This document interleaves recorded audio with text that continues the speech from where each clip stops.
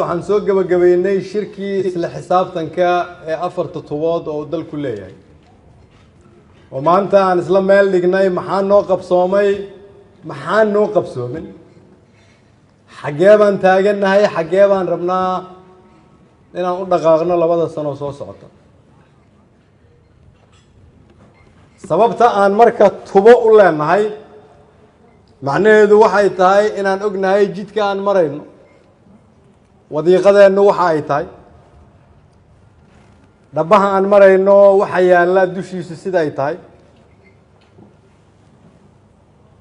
waxaan isla garanay inaan kulligeen ku wada soconno hal dariiq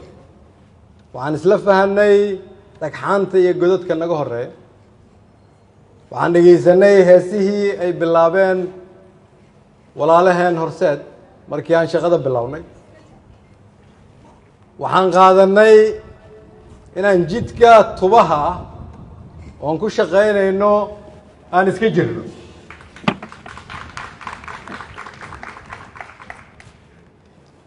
waxaan maanta isla meel dhignay inaan leenahay qorshe ama hab aan u jeexnay inaan ku fulino howlo aan ujeeddadeeda ka midaysannahay waxaan isla garanay kulligeen inaan ka dhabaynayno himilooyinkii lagu doortay madaxweynaha waxaan isla garanay qaab cusub oo ah abaabul shaqo abaabulkaas shaqo waxa uu yahay marka ay dowladdeenu leedahay tubta dhaqaalaha iyo tubta arrimaha bulshada iyo tubta siyaasadda loo dhan yahay iyo tubta amniga iyo cadaaladda oo usbuuc walba ay isugu yimaadaan wasaarad walba iyo hay-ad walba oo dalkan ka shaqaysa mid waliba uu fadhiyo usbuucaas shirka inta aanu imaan shirka golaha wasiirada mid waliba ay leedahay halbeegaasna ay ka ratibmaan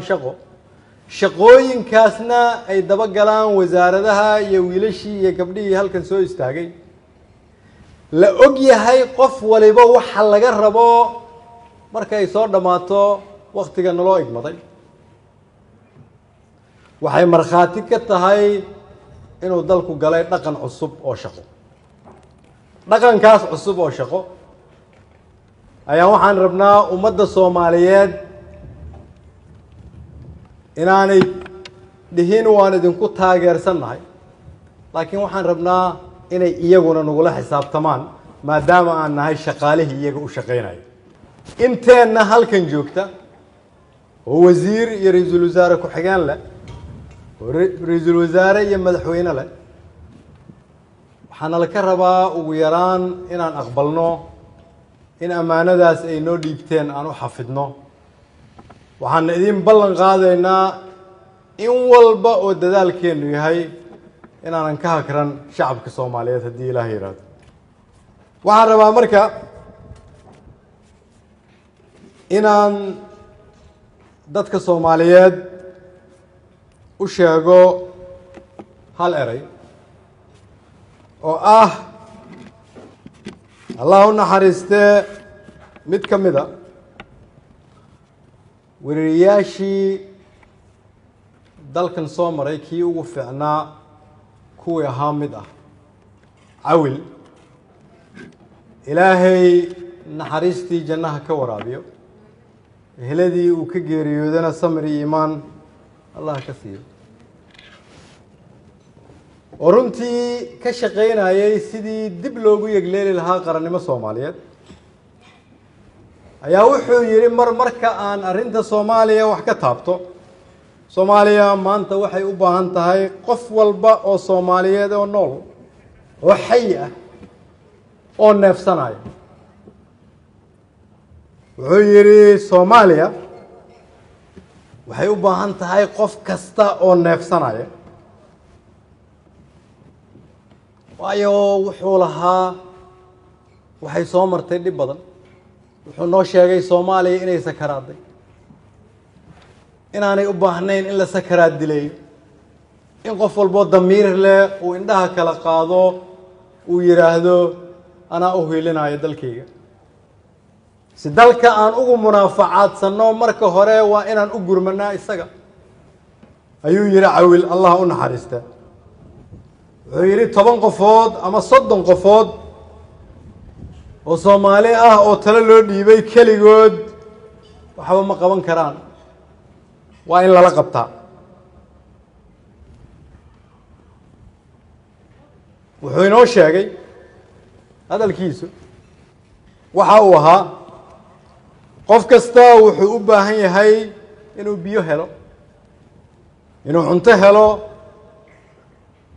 inuu hoy helo